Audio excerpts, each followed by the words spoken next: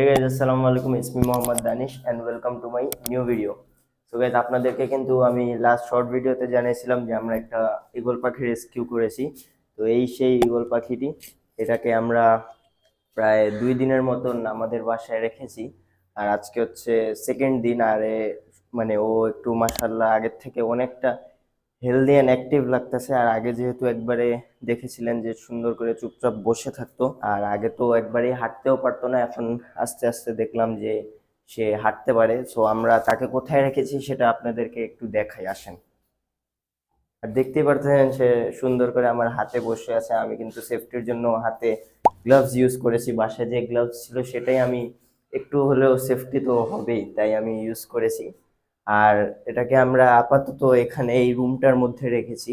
এই রুমের মধ্যে আমরা কিছু একটা ডেকোরেশন করব। ডেকোরেশন যেমন নিচে বালু থাকবে ঠিকই, কারণ নিচে একবারে যেহেতু শীতকাল, শীতকালের জন্য কিন্তু নিচে ফ্লোরটা অনেক ঠান্ডা, তাই আমরা নিচে বালু রেখেছি। মানে বালু ছিল আগের থেকেই, আমরা আরেকটা রুম আছে যেখানে বালু নাই, ওখানেও রাখতে পারতাম, কিন্তু আমরা এখানেই রেখেছি কারণ এখানে ফ্লোরটা বেশি একটা ঠান্ডা হবে না। তো আমরা এখানে একটা উডেন একটা প্ল্যাঙ্ক রাখতে চাচ্ছি, যাতে ও একটু ওয়াইল্ড একটা ভাইব পায়। আর আমরা এটাকে খাবারে কি খাওয়াচ্ছি সেটা তো কিছুক্ষণ পর আপনাদেরকে জানাবোই। আর অবশ্যই জানাবেন ওর নাম কি রাখা যায়। আমরা কিন্তু, আমার যতটুকু লাগতেছে যে মোটামুটি অ্যারাউন্ড অনেক দিনই রাখতে হবে, তাই ওর একটা নাম রাখা উচিত। তো অবশ্যই কমেন্টের মাধ্যমে জানাবেন ও যে ওর কি নাম রাখা যায়। আর যারা অভিজ্ঞ আছেন তারা অবশ্যই জানাবেন, যেমন ডগসে যে রাফেদ ভাই আমি দেখেছি অনেক অনেক চিল পালে, অনেক অনেক চিল রেস্কিউ করে। তো অবশ্যই জানাবেন যে কি মেডিসিন দেওয়া যায়। আমি ওকে একটু ভিটামিন ক্যালসিয়াম এরকম কিছু একটা কোর্স করানোর স্টার্ট করার চিন্তা করেছি, আর আজকে করাইছিও। আর মোটামুটি দেখা যাচ্ছে যে আগের থেকে ইমপ্রুভমেন্ট অনেকটা এসেছে। আর মোটামুটি কিন্তু ভালোই অ্যাগ্রেসিভ, আমি আমার ফেসের বেশি একটা সামনে নিচ্ছি না। সো এখানে এখন ছেড়ে দিব, আর আমরা ভিটামিন ক্যালসিয়াম হিসাবে কি খাওয়াচ্ছি সেটা আপনাদেরকে অবশ্যই জানাবো। আর একটু পরে আমরা ওকে ওদের খাবারটা প্রোভাইড করব। তো এটাকে এখন আপাতত ছেড়ে দেই। সো গাইস, আপাতত আমরা ওকে একটা পাইপ দিছি, আমরা দিব সব শীঘ্রই একটি কাঠ এনে দিব, যাতে ও একটু ভালোভাবে বসতে পারে।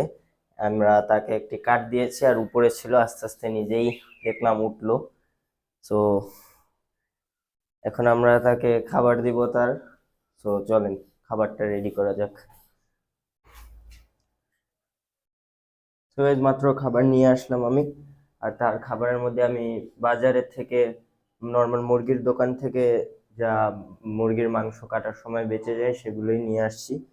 সো ওকে এখন খাওয়াবো, তার আগে গ্লাভটা একটু ঠিক করে রাখি আমি।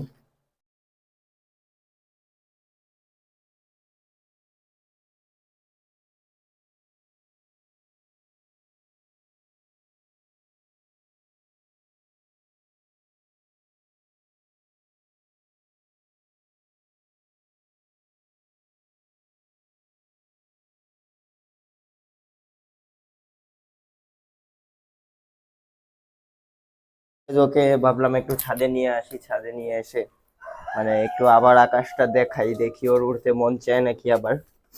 এভাবে আমি যা দেখলাম, ওর না পায়ের সমস্যা আছে, না হাতের সমস্যা আছে, মানে ও এভাবে পুরো ঠিক আছে। কিন্তু আমার যা মনে হয় ওর আর কি একটু উইকনেস আছে ওর বডিতে, যেটার কারণে আর কি ওই উঠতে পারছে না। তো ভাবলাম আমি একটু রোদের মধ্যে দেখাই, রোদ পোহাই, কারণ অনেক দিন পর, প্রায় 4-5 দিন পর আজকে রোদ উঠলো। আর এরই মধ্যে আমাদের নিচেও কিন্তু অনেক অনেক নতুন আপডেটস এসেছে, কিন্তু সেটা আমি আপনাদেরকে আজকে দেখাবো না। আমি আজকে আপনাদেরকে দেখাতেই এসেছি শুধু এই চিলটা, যে এটার কি অবস্থা না অবস্থা।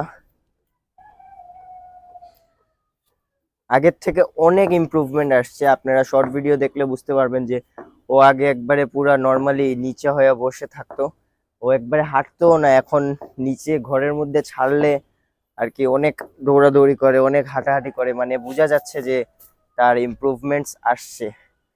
আর কেমন হয় গাইজ যদি এটা আমরা এক সময় না এক সময়, তো অবশ্যই ইনশাল্লাহ আল্লাহ যদি বাঁচিয়ে রাখে ছাড়বো। আর আশা করা যায় যে এটা আবার উড়ে আমাদের কাছে আসবে। আমরা এরকমই একটা যত্ন নেওয়ার চেষ্টা করছি যাতে ও আমাদেরকে মনে রাখে, আমাদেরকে ভুলে না যায়। আর দেখতেই পাচ্ছেন তার পাক কিন্তু একবারে পুরো ঠিক। এই যে একটু নাড়া দিলে বোঝা যায় ওর পাক সুন্দরভাবে মুভ করতে পারতে যায়। আর হাঁটা চলা তো একবারেই ঠিক আছে। আর এভাবে শুধু উইক লাগতেছে একটু বডিটা, যেটার জন্য তো আমি বললামই ভিটামিন ক্যালসিয়াম দিচ্ছি। তো আশা করা যায় খুব শীঘ্রই এটা ঠিক হয়ে যাবে ইনশাল্লাহ। অবশ্যই দোয়া করবেন আপনারা।